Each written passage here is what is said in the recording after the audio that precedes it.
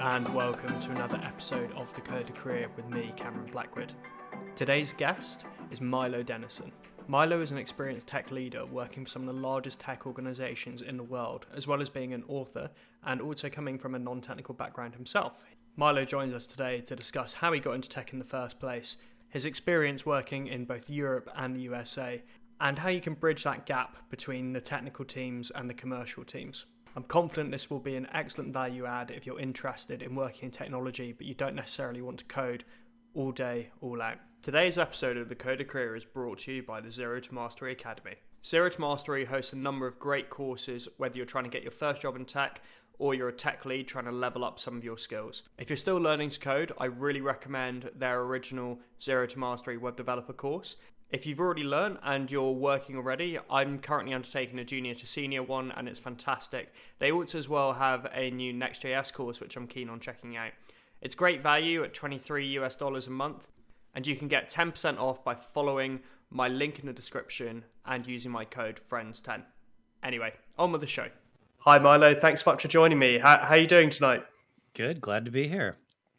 Great, good stuff. Well, great to have you on. So for those listeners who aren't familiar with who you are, do you want to give a bit of an introduction to yourself?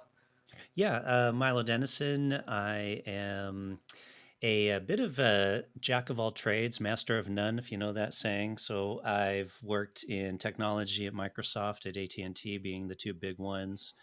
I've been writing quite a bit lately. I published a book called How to Manage Your Manager, All the Credit, Half the Work, which contrary to how it sounds, it actually is about working better with your manager and not trying to get one over on them. And of course, I've been doing a lot of podcasting on the podcast, the 80s and 90s Uncensored, which is kind of a 80s and 90s flashback show where we reminisce about the couple of decades that we can actually remember. Very nice. Sounds good. I don't remember the 80s, but I admire it very, very strongly. I was very young, but I do remember bits. Yeah, so it's a cool decade to look at the media from for sure. So the way we usually warm things up on Code Career is a few quick fire questions for both yourself and the audience's benefit. So just to get things started, it's the big one. Is always the first one. What was your first ever computer? My first computer was a Dell computer that I ordered, and it's funny actually because I was working at AT&T at the time. I started there in the call center, and we can get into that later. But so I had just kind of started, so I didn't have a lot of money or anything like that. And I went down to a Gateway store. If you guys remember, I don't think they were here in the UK, but they were in the US, and you actually get a Gateway computer at the store. And I wanted to buy it on credit because I was poor, of course. And the Gateway guy wouldn't sell it to me because I didn't have a phone number. Because I was working at AT&T, my only phone was my mobile phone. And I'm like, well, I don't need one because I've got a mobile phone. I got a free phone. And they're like, yeah, no, sorry, we can't. You need the actual landline. So it's funny how like the times have changed now. Yeah. Now that would be nothing. So anyway, since they would send one, I went online and ordered one through Dell and got it delivered to my house and was very happy with that computer for quite a few years. Yeah, Dell make good machines. I think everyone that I know that isn't sort of Team Apple when it comes to programming, seems to me the gold standard is the Dell XPS lineup for programming. Oh, yeah, definitely. I used the XPS for quite a few years at Microsoft. That was my computer that was there, the flip screen, touch screen. I loved it. It was great. Nice. Yeah, I think if I do make the switch over to Linux, which I might do at one point, I'll definitely give it a go and see if I can sort of dual boot it Windows on an XPS. That'd be a good sort of project, but one to add to my many list of upcoming projects that I need to get around to doing. Exactly. Yeah. So the next one will be quite an interesting one for you in particular, because you're someone that's worked in quite a few different places. Do you have a favorite tech city out of the places that either you've been to or worked? Being from Seattle, I've got to go Seattle. It didn't used to really be a tech city. East of Seattle in Bellevue and Redmond were really where the tech area is. But then Amazon moved into Seattle, destroyed its culture, and turned it into a tech city. So I'm still going Seattle, though. After that, yeah, probably San Francisco from that point on, just because it's such a cool city. Yeah, I'd love to go to both Seattle and Silicon Valley. In general, Seattle is so cool with the history of the music there and everything like that, like all the grunge scene and that sort of thing. Pretty pretty cool place. I'd love to go. So Microsoft mainly based out there then? Is that their HQ these days, or? Yeah, so they're in Redmond, which is just east of Seattle, and their campus is just massive. It's Hmm. literally just a city in outside of Redmond. It's actually, I would say, the Microsoft campus is probably larger than the town of Redmond, truthfully. Wow. Yeah, we don't really have those yet in the UK. I've heard of a couple sort of cropping up of campus style. I guess it's just because we don't have that much sort of spare land. Uh, Yeah, I'm to be honest, I'm not a huge fan of it. I would rather see companies build up taller buildings versus mm, building out, because then, yeah, you're just destroying land and because that whole area in Washington State is very covered in trees. It's really beautiful, but of course, there's all these 2 and 3 story buildings there for offices. To whereas, I'd rather see somebody maybe be more dense in a city center and go taller. But that's just me. I'm yeah, sure you've got different that's a ideas. good point. And you can also repurpose a lot of stuff as well. Like here in Edinburgh, there's quite strict regulation about maintaining what our buildings look like because obviously it's a very historic Gothic architecture and everything like that. So Oh, Edinburgh's beautiful. I love Edinburgh. Like, yeah, we've been a few times. We love Scotland. it's cool here. We have a tech scene that is steadily growing. We've got Amazon here as well as a number of other big tech companies, and obviously the one people don't realize is Rockstar. A lot of the work for GTA was done in the office just by Holyrood Park. So it's a underrated tech city up here. I love it here. Moved earlier this year, but my roots are here. But yeah, I worked in London as well. But Edinburgh's awesome. What company do you work for? So I work for a company called Purplebricks. So Purplebricks are actually based in Birmingham, down south, but they have a very generous remote policy. So I can work in Scotland and come down to Birmingham sort of once a quarter. So it's Oh, a nice. good setup. Purplebricks are always hiring as well for any listeners that are interested in software engineering roles. We're always on the lookout for good people. So yeah, What it's hmm. what do they do there at Purple Bricks? So Purplebricks is we're the UK's like leading tech-led estate agent. So if you Hmm. want to buy or sell a house in a modern way, basically with a fully integrated app and easily just have book someone to just come around, do evaluation, and work through the process with you. It's like so you can sell a house for a cheaper fee. And have a dedicated person, and also have all of the supporting tech that the old school estate agents wouldn't have. We're trying to disrupt the estate agency traditional model, and it is very, very traditional in the UK. So I know you're based here at the moment, but I don't know if you're like I don't know if you've gone through the process of buying a house in the UK, but it's quite antiquated. Yeah, I have found that, not to rip on the UK or anything, but there are a lot of things that are very traditional, I guess would be the Mm, polite way to put it. That yeah, and it's kind of like, come on, guys, get with the times. Like, so yeah. I can We have a lot understand of that. feudal laws and that sort of thing around property. Like there are Mhm. districts of London that just still owned by like aristocratic families 450 years ago, which I think would shock a lot of Americans. With that sort of thing would Yeah. definitely be outlawed in the Constitution or something like that for sure. And in terms of when you're actually getting down some work in whatever city you're in, do you have a type of music that you prefer to listen to, or are you a bit more all over? It depends on my mood. So I have pretty much a playlist for just about everything. But generally, if I'm like just focused on work, working on whatever, it'll be something kind of chill. So I don't know, like Coldplay or Concrete Blonde, or I've been into a lot of indie stuff lately, like the Avett Brothers and that kind of thing. So I will put music on. I always have music on, especially in the last office at Microsoft I was in. It was an open floor plan, and you kind of have to have headphones and music going in order to tune out all the noise around you. And then even when I have an individual office, I usually have music playing just kind of quietly in the background. Yeah, I'm the same. Do you like open plan offices, or do you find them a Hmm. bit distracting? They're definitely distracting. I know there was that whole, "Oh, but you can walk over and talk and do this thing," and it's like, "Yeah, but then the person sitting next to the person you're talking to has to listen to Yeah. you carry on your conversation," so it's actually quite distracting. And then for conference calls, because with a lot of what I'd spend a lot of time on calls, and so you're talking to whatever, doing your presentation, virtually, and then, of course, whoever's sitting next to you has to listen to that conversation even though they don't really want to. So no, I'm opposed to open floor plans. I think they're terrible.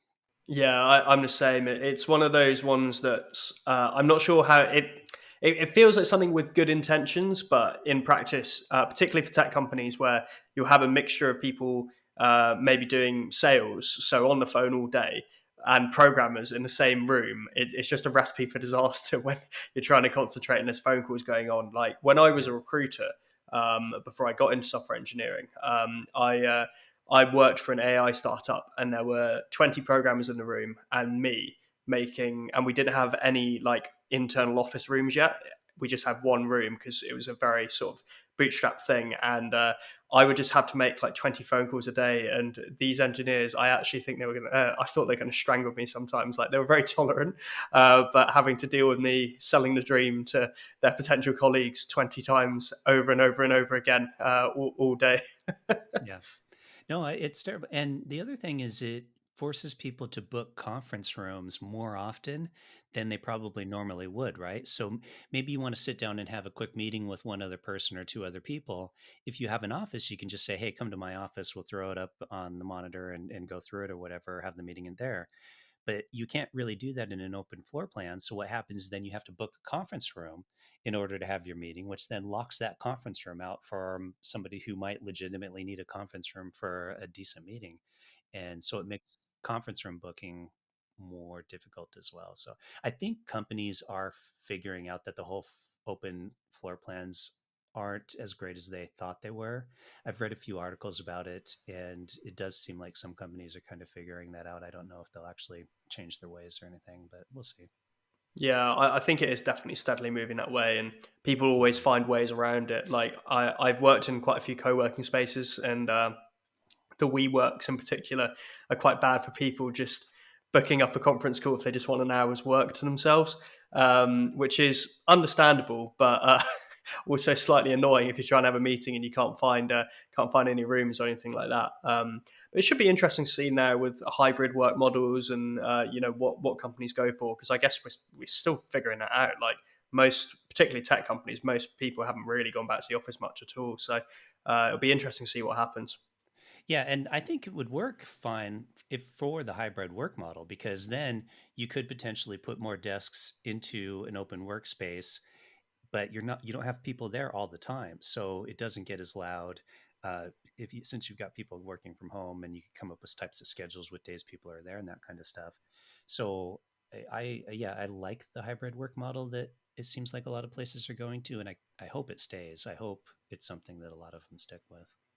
Yeah, I agree. I think it is best because you can just easily coordinate, and there's not the presenteeism that can creep in as well. So it's definitely, I think it's a natural evolution of sort of corporate life. Really, we had the office system for I guess around 100 years, because I think the office system, without going too deep, the office system came in because railways made it much easier to do business with places further away, but you had to keep track of all that business. So that's how the office came about, because you had to keep track of all the clerical staff.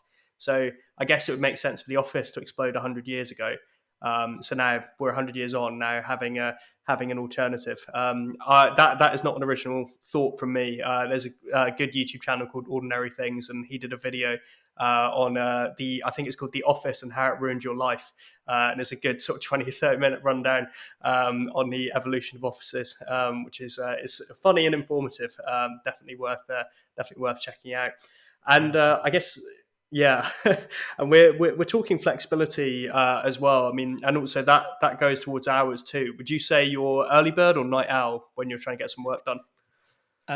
It depends. I used to be a night owl, but I find that I'm switching earlier than I used to. So with me, when I get up, I find that period right after I sit down at my desk. up until about lunchtime to be the most productive time of the day, which is really annoying then when people schedule meetings during that time. It's like I'd rather go to a meeting in the afternoon when I'm feeling drowsy and don't feel like paying attention to anything. But but yeah, so right now that's pretty much the most productive time. But I definitely used to be more of a night owl. I find that changing. It definitely creeps backwards in the day as you get older. I find like I used to be a extreme night owl, like especially in like university, like sort of easily staying up until 4, 5 in the morning, and now I'm getting into my later 20s, and I'm literally sort of getting up, going to bed sort of 10:30. I just can't concentrate past 9 o'clock anymore. So it's definitely well, to be fair, I suppose it's a more chill environment if you're not in university anymore. But yeah, Yeah. definitely it's something natural about resetting more towards the natural agricultural day, so to speak. And obviously, your career has been fairly varied, and that's something we're definitely going to get onto later in the pod. But back in the day, like your sort of origin story, so to speak, when you were a kid, what job did you want to have? I think the first job I legitimately wanted to have was an entrepreneur because it sounded cool. I don't think I really fully knew what that involved. As far as in my head, an entrepreneur meant I got to wear a cool looking suit, I made lots of money, and I had a fancy desk in an office with a bunch of big windows and got to tell people what to do. So that was in my mind what an entrepreneur was. Um, After that, it kind of went into being a writer and an actor, and but yeah, that's my original. I want to be an entrepreneur. What is that? That Oh, okay. sounds like a great role. Just Hmm. cool. So, how in terms of getting into tech as an industry, how did that whole thing start for you? Because I know, like myself, you didn't take the most conventional route into it, did you? Yeah, so I guess for your audience, this might be a somewhat inspiring story that you can get into tech without having a tech background. So with me, actually studied theater is originally what I wanted to do. I kind of mentioned I wanted to be an actor there, and I was just working at Starbucks, and which was fine because you could go out to auditions and find somebody to cover for you. And a friend of mine or a girl I knew, she was working at AT&T at the time, the phone company that I'm sure everybody has heard of, so I don't need to explain what they do. Um, I was working at AT&T at the time in a call center, and she was basically just like, "Hey, what they're hiring, do you want me to send your resume to them, or CV as you'd call it here in the UK?" And I was like, "Sure, okay, no problem." And sent it in, went in, and got hired in their call center, just answering calls, billing questions for mobile phones and that kind of stuff, technical issues. And it was, anyone who's ever worked in a call center knows it's a terrible job. And I wasn't planning on staying there very long, but I was just like, it's a good job. I'll make some money and then I'll go back to doing what I want to do. And then within AT&T, I worked my way up. So I actually got out of the phones and I worked in a technical support team within the company. And then I worked on project management, business analyst, and project specialist type work. So I did a few different roles while I was there, but it basically came down to I was good at my job, and when AT&T switched from the old TDMA system to the GSM system, they did this big rollout. They switched their internal support systems. They switched out the mobile, and it failed miserably. It just all went to crap. And so they had to put together a SWAT team. That our role was literally just solving issues as quickly as you could. And so I represented the customer support side, and then I worked alongside our IT departments, and we all just literally was like, okay, this is the issue. How can we fix it as quickly as possible? And then that led into a project management type role, working releases, software releases. And then when I left, I was doing a bit of software releases and a bit of content management. So anytime you call into customer service, the person you're talking to is basically just reading something off of a screen that says, if the person says this is the problem, tell them this. I basically wrote that crap that they do. So, so feel free to blame me. Well, sounds like you're saving a lot of customer service reps' lives when they're getting shouted at by an old Yeah, person yeah, trying to yeah, use yeah. use their phone. Yep. And so that led to, so I kind of got burnout, or kind of, I did a good job of burning my bridges at AT&T. I left there and took a contract position at Microsoft working on editorial policies. So this was for their Bing search advertising, Hmm. and worked on that, still writing content, doing the kind of same thing. That led to a another contract, which was a release project manager or program manager, and basically same thing, working on the search Bing advertising uh, releases, and basically it was managing feature sets and that and testing, and I did the was responsible for the user acceptance testing and all that kind of stuff. And then when that ended, they actually one of the teams that I worked on was there was a engineering team that I worked with, and basically they were expanding their team, and they contacted me and were like, "Hey, we do want to interview for this position." Since I'd worked with them, it was pretty easy to get hired on. I did the interviews and was hired on there. Did that in Seattle for quite a few years, and then I moved over to Dublin, Ireland, because they were expanding the team there. So I moved over to a lead position on the team in Ireland, and worked there for a while, and eventually just kind of was like, I just want to do something different, and decided to leave Microsoft for a while, and now I'm just kind of vagranting around for my time in the UK until going back to Seattle, which should be sometime this next year, to where I'll have to actually get a real job again. So Nice. Well, it's London's certainly a great place to be doing kind of sabbatical. It's yeah, awesome, awesome city. So you moved straight from Dublin to London then.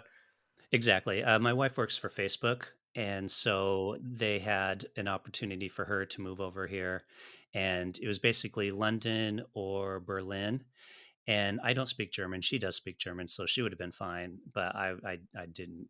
I wasn't super motivated to learn it. And we're like, yeah, let's live in London. We have a couple friends that already lived here, and so that's what brought us here. And yeah, it's been a lot of fun. Yeah, I guess, like, to that history though, for people listening, it just shows that I think there's certain things you can start out in a position that you might not necessarily think you're going to stay with or even want to stay with, but if you do a good job and you make those connections in other positions, it creates opportunity for you to move into other technical roles. So when I left Microsoft, I was on the interview lip for people that did the job I was doing when I was hired there. But on the job description, it was kind of interesting because it basically asked for an engineering degree, and it asked for all this other stuff that is like, if I were applying, you guys wouldn't even bother interviewing me. So it was nice that I was able to get that position through that contract work and working well with the people on that team. So I think that's an important lesson for people to learn as they work their way up. It's a really good point. Something that, with this due to be around the 16th episode, I'm actually amazed this has never come up yet. In one of the ways to get into a kind of technical role when you're in a non-technical background, one of the best ways is actually to create it for yourself by advancing into it internally. Like, you don't have to actually leave the organization. Like, I kind of did that. I negotiated a contract when I was doing consulting as a recruiter, where I would spend 25% of my time engineering and the rest of the time recruiting. But I also know people as well. Like, I knew a guy who worked at one of the big fashion brands. He was a recruiter as well, actually. And then he basically taught himself to code and then got a job doing manual QA with them part time, scaled up to automated QA, and now he's a software engineer there. So there's so many different ways you can get into it. And the massive bonus there is you don't have to leave and then pay to do some kind of course. So it's kind of a double hit of losing your salary, paying tuition, and having to pay your living costs. You can keep your salary, and oftentimes, particularly a larger organization, will provide a learning budget of some kind where you can really just take full advantage and develop skills, because it's a win-win situation, right? Like, they don't want you to leave, and it's much cheaper to bring someone in internally than it is to have to pay a recruiter a fee to get someone in and pay their salary. So it's a really good point, and something that people should definitely take away from this for sure. Oh, absolutely. And from a business perspective, they don't have to go through the interview process with a bunch of people because they already know you. But I do like what you said there about getting the training while you're there as well, especially with certain larger companies. Microsoft is great at that. When I was there, I was at tons of opportunity for trainings that they would cover, project management trainings and certifications, management certifications, all that kind of stuff, or engineering. You want to learn how to code, just pick something, and you can definitely take it. They'll teach you. Yeah. It's a common question I get actually from people where, because obviously this podcast title is a bit of a misnomer because I don't just actually interview coders. I interview people from all over the tech sector, and people always say to me like, "Oh, Cam, I'm really interested in tech, but I really don't want to have my head in the terminal all day." And even as a coder, I kind of get that because sometimes I get fed up with it. And people often ask, what's the best way to bridge the gap? In your experience, how do you manage working on with both the commercial and technical expectations? What's your experience been like? Yeah, define commercial expectations real quick. I would say like both internal and external stakeholders Mhm, to some kind of problem, with also as well trying to build through a standard product lifecycle. mhm. If you see what I mean, like standing in between that with the non-technical and technical arm of the business. Yeah, I guess for me, because that's a lot of what I did, you need to know the language of both sides of the business. So, your hardcore developers are used to sitting in a dark room, staring at a computer all day, typing on their keyboard, going home, playing video games, and eating Doritos, right? So that's kind of a joke, by the way. So don't get mad, any devs out there. But the point being is they know their job, right? Like they know how to be developers. They know the tech speak. They know that kind of stuff, which is what they're hired to do. But sometimes when they're speaking to, say, your external client or customer or whatever, well, that person has no clue about dev speak. And so sometimes you really need to make sure that you know a little bit of both so that that way you can do that translation.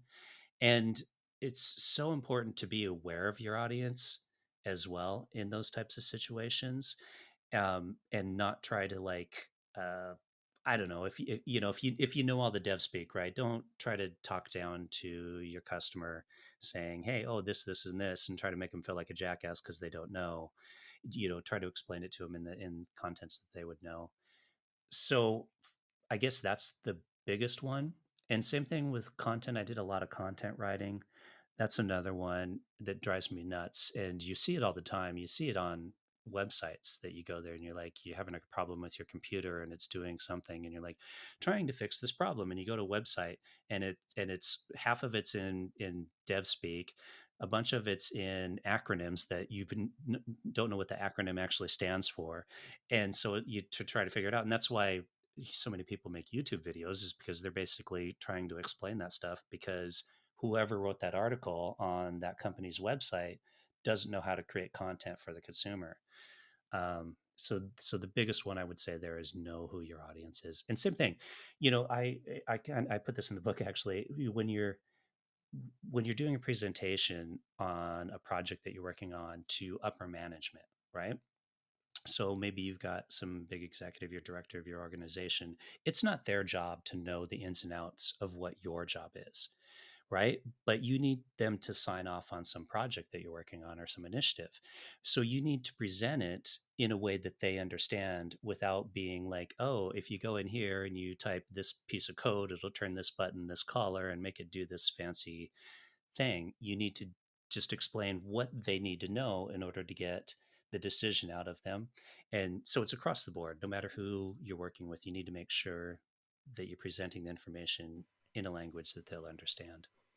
Yeah, yeah, Did that that makes answer the sense. question? Was No, that no, good? no. That definitely answered the question. Yeah, Stay and on track.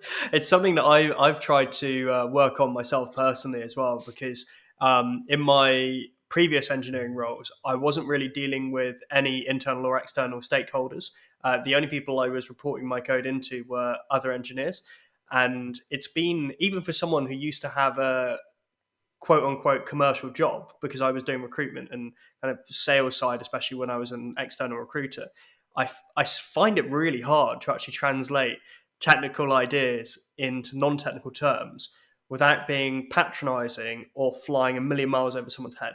Like it's a very difficult skill, and I think technical writers in the tech industry are probably the most underappreciated people because it is so difficult to actually translate everything to strike the gap in the middle. It's a real challenge, and it's definitely I recommend all devs practice communicating their ideas. I'm going to sound like a crazy person, but sometimes if I'm driving in the car early in the morning and I'm by myself, obviously, I like to practice explaining some kind of idea or something like that. Um, I probably do sound a bit loopy, certainly to other drivers on the road when they see me talking away to myself, but it's quite a good way of practicing. If maybe you're coding most of the day, you don't really get much practice in presenting and explaining stuff. So it's quite a good way to go. But they do say talking to yourself is the first sign of madness, so maybe I should watch that. Yeah, but the real sign is when yourself starts talking back. Yeah, that's a good point. It's a good point. I'll have to keep that in mind. And we've talked about the kind of companies you work for. Obviously, they're major companies, Microsoft in particular, and AT&T. Everyone knows that they are even here, even though they're not actually a business here. They're that well known just through media and everything. What's been your experience working for those companies, and what have you taken away from that versus, say, working for a startup? Yeah, I think with larger companies, there are a certain amount of benefits that you get because they have the money to spend on those types of benefits, like gym memberships. You look at Facebook and Google; they give you free lunches and all these other kind of work-related perks. And for me, being able to relocate, right? Like Microsoft has an office everywhere. And so to have that opportunity to move from Seattle to Dublin was a great opportunity for me and an experience I would not have had working for a lot of other companies. A friend of mine works for a smaller startup, and they have an office in Dublin and they have an office in New York. And he keeps trying to get over to the office in New York, but the company just doesn't have that um, it just really isn't able to make it happen because of course you got to get work permits, which means you got to justify it to the government in order to get the work permits, and there's only so many. But with a larger company, they can make a lot of that happen. Same with Facebook, right? My like I mentioned, my wife works for Facebook, and they moved us here, so they help cover work, or sorry, they help cover the relocation expenses sometimes, or that kind of stuff. So they help all with all the paperwork. I mean, if I had to fill out the paperwork to move to Dublin for immigration, I would have just given up. So it was so nice that they had somebody within the company to do that. And of course, stability, right? I mean, Microsoft isn't going anywhere. Facebook might. I don't. Who knows with them? Like they're in the news a lot. New name Uh, exactly. though. Google might stay around for a while. 18 or not, 18, but Apple, for example. So there's that stability as well. If that's something that's a concern to you as somebody. Now, on the flip side of that, of course, smaller companies might potentially pay more um, because they really want those good people in there to help the company grow, and they're a lot more agile as well. I think with larger companies, they can be a bit rigid in their processes and their siloed workspaces. So if you need to talk to this engineer, you kind of got to go through this process. Or if you need to talk to such and such team over here, it's kind of a pain in the ass. Whereas in your smaller startups, you're going to be able to just probably get up, walk over to that person's desks and explain the issue to them and kind of work through it quickly because they need to be agile. They need to be quick at moving with the changing times. So that's an advantage to the smaller ones. And there's a certain level of kind of coolness. If you say, hey, I work for such and such small company that's just making this stuff happen, and people are like, oh, wow, that's cool. Like when you were telling me about where you're working, I'm like, oh, okay, never heard of them. What do they do? Oh, that sounds cool, right? But if you're like, I work for Google, I'd be like, okay, well, that's not that exciting. Like, so Yeah. so there is that as well. Um, And yeah, those are probably some of the big differences I've noticed. Hmm. Yeah, those are some interesting points, and something that often people are very keen to travel in this industry with the rise of digital nomadism and everything like that. And actually, people often want to get to the states from everywhere, obviously, because I mean, it's a very interesting place and the highest paying tech sector, so it's a pretty logical destination. And the best way to do it is just to get a job at an American company and transfer over eventually. Like you can allow a big corporate to deal with all the legal stuff because it's what they deal with day in day out. Like you said, who wants to fill out a load of forms?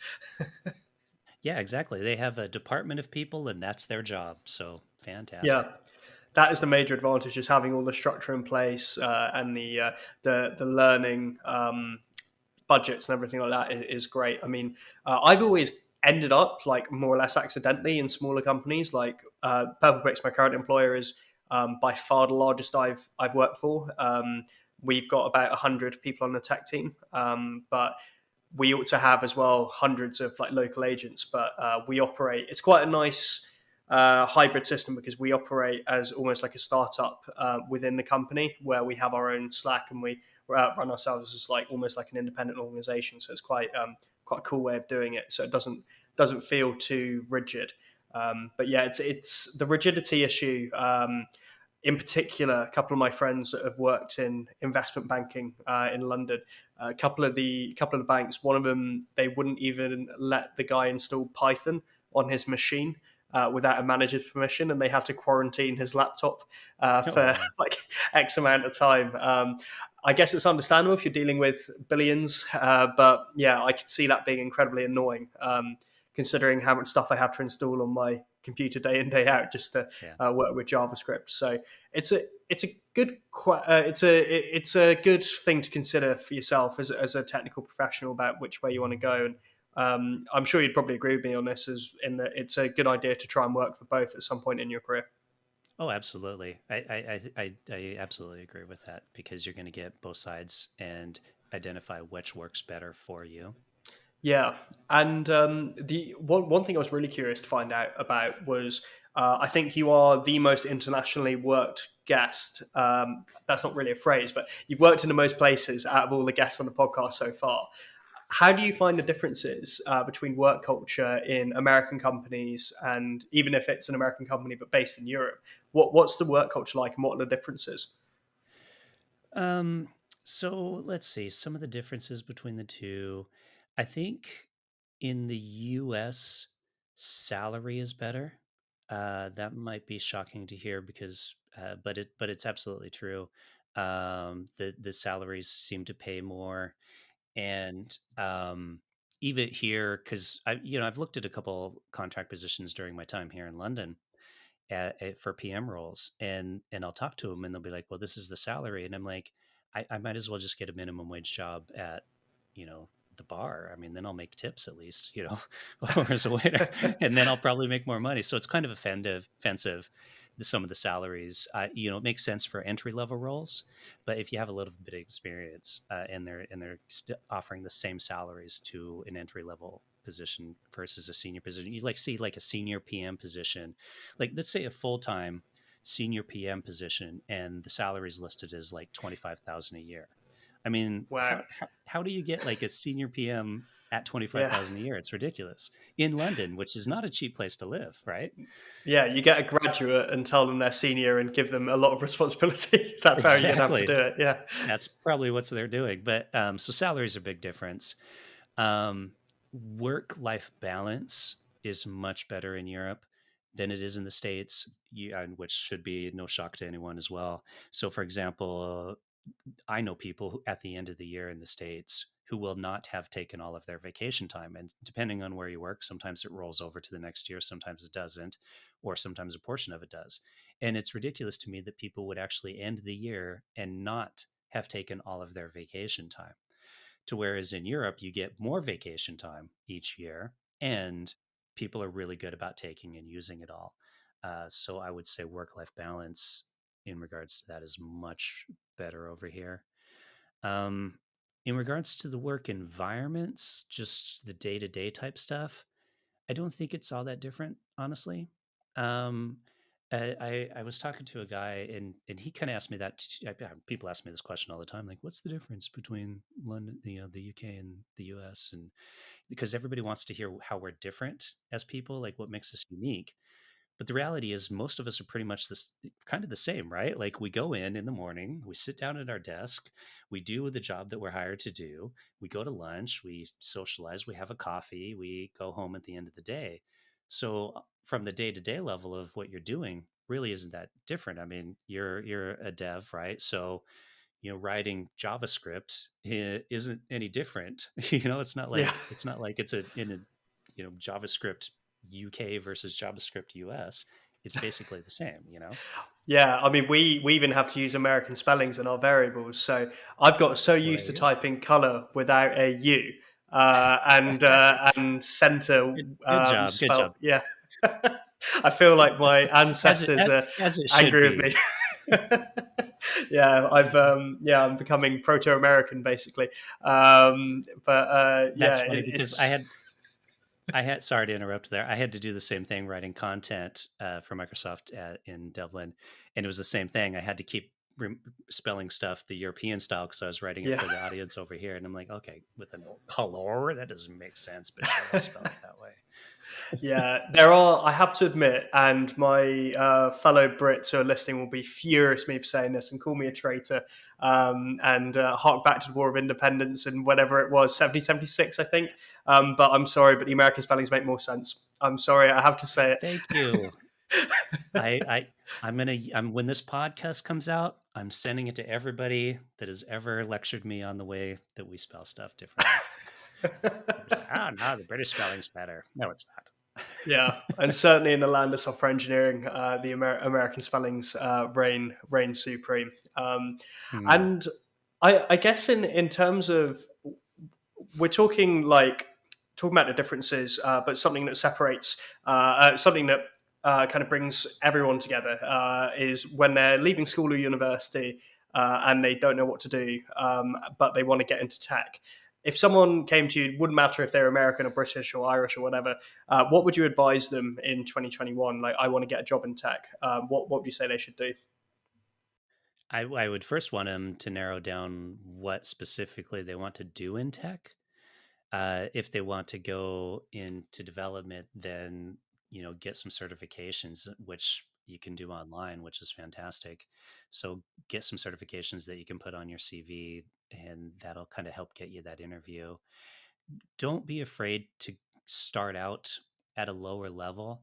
Whatever gets your foot in the door and gets you some experience, because if you're getting the job and you're working in a tech industry, it's so much easier to then transfer to either another role within that company or another company entirely, which is generally the best way to get a raise, is to actually change companies you work for, by the way. So there's a little hint. So whatever gets your foot in the door. And don't be afraid to apply for like contract and short-term type stuff. Like I actually do it, like I really enjoy doing contract work because it has usually a set end date, which is kind of nice because you're learning something new. I love learning new stuff, like stuff that I've never done before, which is kind of why I've had such a varied work history, is because I love doing new stuff and I love learning something new. So if I can get in on a contract doing something I haven't done before and learn something about it and then say, oh, you know what, I really like this. Well, now I've got that experience that I can then take over to a more permanent position if I want to continue in that field. So those are the big ones. Find out specifically what you want to do, identify what you need, whether it be certifications, which is often the case, or what companies deal with that, and then yeah, get your foot in the door, whether it be in a lower level position or a contract position, and then work your way up Hmm. from there. Yeah, absolutely better to already be embedded in an organization and learn from there for sure. Yeah. I should add also, have a good attitude and work well with others. This is a big one, especially with so many people changing roles and companies. You never know who you're going to work with at a later date. And if you burn that bridge, well, that person might be in a position of authority at the next place or your next role that you want to get, and then you're screwed, right? Because people remember that kind of stuff. Um, so I think it's really important to have a good attitude and maintain good working relationships with people, which can be hard because we're all so different in so many different ways, and people get frustrating. And so work on your soft skills. There you Mm. go. There's another useful piece of advice. It's a very good point, because no matter how good you think you'll feel for burning a bridge, you will really regret it, because the industry is smaller than you think, and you just know it's typical. It comes back to bite.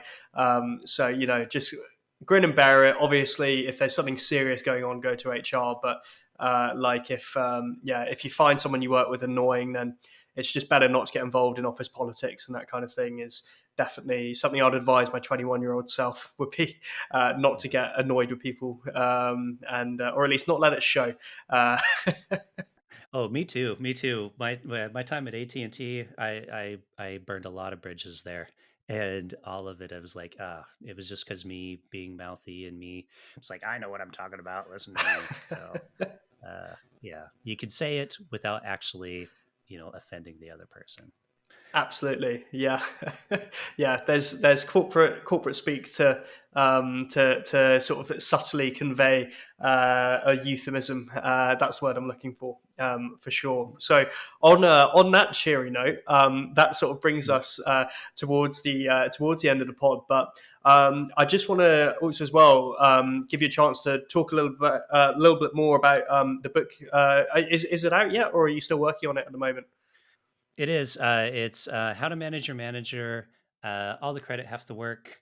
And it's kind of a tongue in cheek advice book on working effectively with your manager. So don't buy it because you think you're going to learn like ways of like pulling one over on your manager or getting away with stuff. It really is about working well with that person. And I use a lot of my examples of what areas where I didn't work well and where I did, and I use examples from a lot of other people and then some research as well. Like a lot of those types of books are generally written from a top down point of view, which they're well written, but it's like, I'm the CEO of such and such company, and this is what I did as the CEO. Well, not everybody wants to be the CEO. Some people just want to go in and do a good job and enjoy what they do. So this is more for those people. And then the podcast is the 80s and 90s Uncensored. We release it every Monday, and it's hilarious and informative and awesome, as you would say in the 80s. Awesome. Cool, and that's a mixture of culture stuff. So that's like movies, music. I saw you did a bit of true crime on there as well. Yeah, yeah. In fact, the true crime one was a couple other Brits joined us from a podcast, and we did crimes that happened in your area. So that was a lot of fun when they brought some.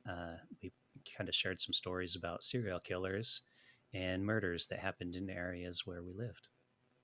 Very nice. That sounds awesome. I'm gonna give that a listen tonight. That sounds really good. And yeah, so if you once you're done with this episode of the Code of Career, definitely queue it up and check it out as well. But Milo, thanks so much for coming on. It's been really awesome to have you on, and a really insightful chat. Thanks. Pleasure to be here. Thanks for having me.